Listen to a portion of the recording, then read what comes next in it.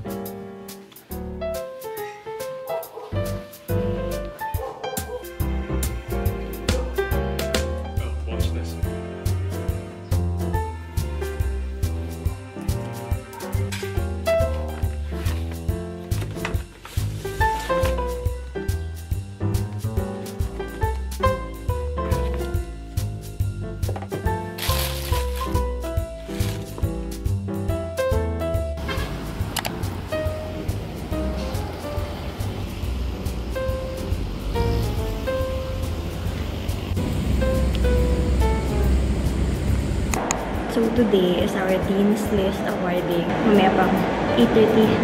Magmukbang kaya tayo. Yung mga sponsors kasi sa baba. Kasi wala masyadong klase since Sabado nga. Sana wala. Para akin yung room na to.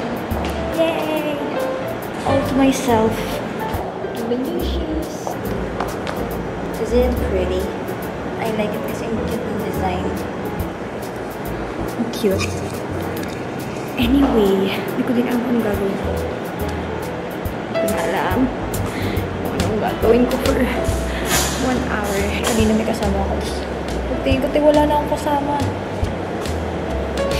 Nakakatawa. Should I do a story time? So, nung high school, since nga malapit na yung school namin sa bahay namin, maaga akong nakapasok. Pero, kahit maaga na ako, sa lagay na yon, may laging mas maaga pa sa akin. Which is one of my best friends nung high school. Every time papasok ako, sasalubungin niya na ako with Yakult, ganun. Or minsan, pag medyo nalilate ako, makikita ko na lang nasa table ko na, ganun. Minsan, akala ko nakalimutan niya na, pero maya-maya, lalapit siya sa akin kasi haabot niya. Ang cute.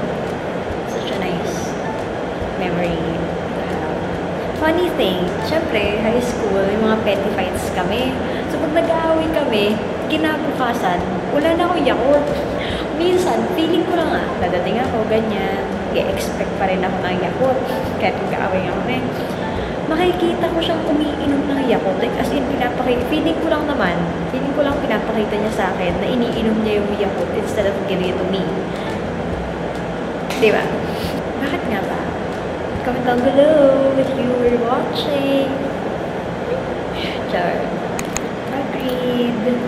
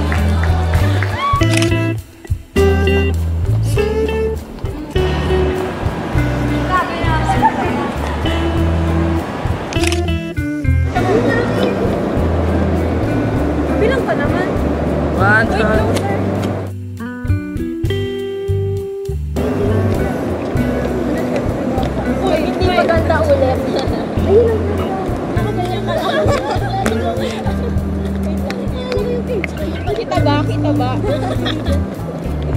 Kita lahat? Pwede yung ano, yung karong mukha tayo maliit.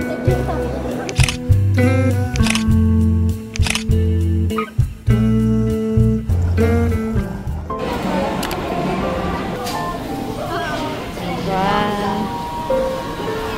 Hi!